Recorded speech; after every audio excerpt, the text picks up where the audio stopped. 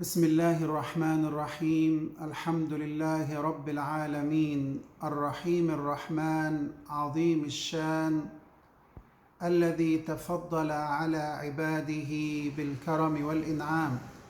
اللهم إنك عفو تحب العفو فاعف عنا. اللهم اجعلنا من الذين كتبت لهم العتق من النيران، لهم ولآبائهم وأمهاتهم وإخوانهم وأحبابهم. اللهم صل على سيدنا محمد عدد ما في علم الله، صلاة دائمة بدوام ملك الله. أما بعد، نلتقي اليوم مع الجزء 20 في سورة العنكبوت، الآية 8. يقول الله تبارك وتعالى: أعوذ بالله من الشيطان الرجيم: ووصينا الإنسان بوالديه حسنا وإن جاهداك لتشرك بي ما ليس لك به علم فلا تطعهما، إلي مرجعكم فأنبئكم بما كنتم تعملون. صدق الله العظيم. ونحن نعيش في هذه الليالي الكريمات المباركات، وكل ليالي رمضان كذلك، لكن من خصائص هذه الليالي الأخيرة من شهر رمضان كان صلى الله عليه وسلم إذا دخل العشر الأواخر من رمضان شد مئزره وأيقظ أهله وأحيا ليله. وكان صلى الله عليه وسلم يمر على السيدة فاطمة الزهراء رضي الله عنها، يمر عليها وعلى زوجها الإمام علي كرم الله وجهه، فيقول: قوما ألا تصليان، ألا تذكران الله عز وجل. وكان سيدنا عمر بن الخطاب رضي الله عنه يفعل ذلك مع أهله. لماذا؟ لأن هذه الليالي هي ختام شهر رمضان، فيها ليلة هي خير من 1000 شهر، لكن الناس يحملون أنفسهم، أو البعض منهم يحمل نفسه فوق طاقته في الدعاء في الصلوات. هذا شيء جميل، لكن الله تبارك وتعالى علمنا بأن ندعو ولا تحملنا ما لا طاقة لنا به. السيدة عائشة رضي الله عنها حينما سألت سيدنا وحبيبنا ومعلمنا وأسوتنا وقدوتنا رسول الله صلى الله عليه وسلم، قالت: يا رسول الله، أرأيت إن وافقت ليلة القدر ما أقول؟ قال: قولي: اللهم إنك عفو تحب العفو فاعف عني. إذن هذه إجابة مختصرة من رسول الله صلى الله عليه وسلم. وهناك رجل أعرابي كان يسمع لحضرة النبي صلى الله عليه وسلم وهو يردد الدعاء، والنبي صلى الله عليه وسلم قد أوتي جوامع الكلم، فيتكلم بكلام فيه بلاغة، فيه فصاحة، فيه بيان. وكان معه سيدنا معاذ رضي الله عنه. فقال الرجل الأعرابي بفطرته وبسليقته: أنا لا أحسن دندنتك ولا دندنة معاذ، يعني لا أحسن هذا الكلام لا أحسن هذا الكلام الجميل. قال: ماذا تقول؟ الرسول صلى الله عليه وسلم وهو أرسل رحمة للعالمين فيتكلم بحوار جميل مع هذا الرجل. لم يقل له: لماذا لم تقل مثلي؟ لماذا لم تفعل مثلي؟ لماذا لم تتعلم؟ لماذا كذا؟ لماذا كذا؟ قال: ماذا تقول؟ قال: اللهم إني أسألك الجنة وأستعيذ بك من النار.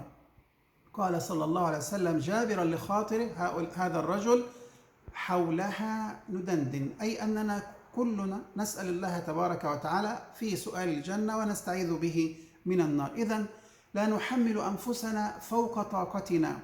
ولمن لم يستطع أن يعتكف في المسجد لعمله أو لمرضه أو لعذره، فاعلم بأن ليلة القدر مستمرة معك في مكانك طالما أنك في عبادة الله تبارك وتعالى. فالمرأة صاحبة العذر تذكر الله، تسبح الله، تصلي على رسول الله صلى الله عليه وسلم، وهي تعد الطعام لأهلها، فليلة القدر إن شاء الله لن تتركها. والرجل في عمله ليلة القدر معه، والرجل يسعى على معاشه، والرجل صاحب عذر أو صاحب مرض، ليلة القدر لن تتركه إن شاء الله تبارك وتعالى. في هذه الآية الكريمة: ووصينا الإنسان بوالديه حسنا. لماذا؟ الحسن هنا مصدر حسن حسنا. لماذا؟ لأن هذه الآية الكريمة تتكلم في وجود الوالدين، وخصوصا في حالة الإشراك: وإن جاهداك لتشرك بي ما ليس لك به علم فلا تطعهما. إذن عليك أن تتعامل معهما بالحسن حتى وإن كانا مشركين، حتى وإن كانا كافرين. ولا بد أن تعلم بأنه إلي مرجعكم، ستسأل عن ذلك فأنبئكم بما كنتم تعملون. إذا كان الأمر من الله تبارك وتعالى والوصية من الله تبارك وتعالى بالوالدين في حال الإشراك وفي حال الكفر، فما بالك في حال الطاعة وفي حال الإيمان؟ وهناك آية أخرى سنتعرض لها إن شاء الله تبارك وتعالى. ووقفت عند هذه الآية لأن هناك حديثا جميلا، وكل أحاديث رسول الله صلى الله عليه وسلم كذلك. الرسول صلى الله عليه وسلم حينما صعد المنبر وقال: آمين آمين آمين. وآخذ هنا بأنه علينا جميعا ونحن نصعد المنبر وأنت تريد أن تتحدث في كلام الله أو في كلام رسول الله صلى الله عليه وسلم، لا بد أن تقدم الإذن أولا، وتطلب المدد وتطلب التوفيق أولا، وتتخلص من حولك وقوتك إلى حول الله وقوتك، إلى حول الله وقوته. وعليك بأن تطلب المدد والنفحات من الله تبارك وتعالى، ثم تصلي على النبي صلى الله عليه وسلم. الرسول صلى الله عليه وسلم صعد المنبر فقال: آمين آمين آمين. والصحابة رضي الله عنهم يستمعون إلى هذا التأمين فلم يجدوا أحدا. وبعد أن انتهى رسول الله صلى الله عليه وسلم من خطبته سألوا، فقال: أتاني جبريل فقال: من أدرك أبويه أو أحدهما عند الكبر فلم يدخلاه الجنة فأبعده الله عز وجل، فقلت آمين. وفي رواية أخرى: رغم أنف عبد أدرك أبويه أو أحدهما أو كليهما فلم يدخلاه الجنة. قل آمين، قلت آمين. والأمر الآخر: رغم أنف عبد ذكرت عنده فلم يصلي عليك، قل آمين، قلت آمين. والأمر الثالث: رغم أنف عبد أدرك رمضان فلم يغفر له، قل آمين، قلت آمين. إذن هذه الأمور التي ذكرها سيدنا رسول الله صلى الله عليه وسلم يجب أن نحرص عليها في كل الأوقات، بل يشتد حرصنا عليها في هذه الليالي الأخيرة من شهر رمضان. فعليك إن كان قد بدر منك تقصير فيما مضى أو فيما فات من هذه الليالي الكريمة من شهر رمضان، فعليك بأن تحاول أن تجد وتجتهد في هذه الليالي الأخيرة من شهر رمضان، العشر الأخير من شهر رمضان. وإن كنت مقصرا في حق أبويك فعليك أن تدرك هذا التقصير، لأنه من الممكن أن يصيبك الله وينفحك الله تبارك وتعالى بنفحة ليلة القدر بسبب رضا أبيك أو بسبب رضا أمك. وعليك أن تحاول أن تجد وتجتهد في هذه الليالي الكريمات بالصلاة والسلام على سيد السادات صلى الله عليه وسلم، ففيه الخير كله وفيه العطاء كله على الصلاة والسلام على النبي صلى الله عليه وسلم.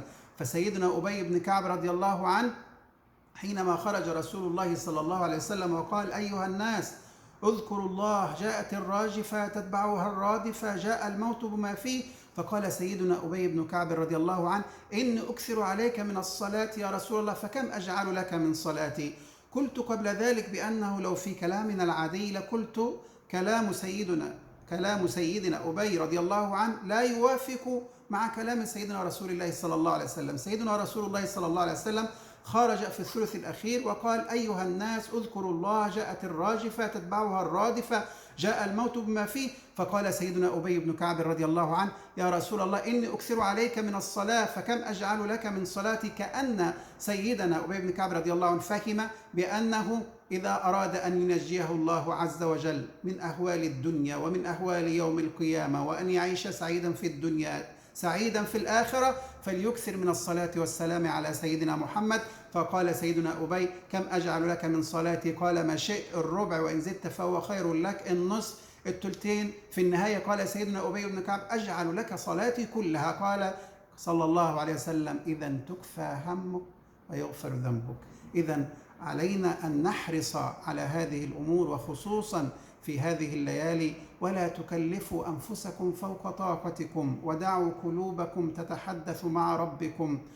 إن أردت أن تدعو بما تحفظ فادعوا، وإن لم تحفظ فدع قلبك يفضفض مع ربك، وربك سيستجيب لك. اللهم إنك عفو تحب العفو فاعف عنا. وصل اللهم وسلم وبارك على سيدنا مولانا محمد وعلى آله وصحبه وسلم.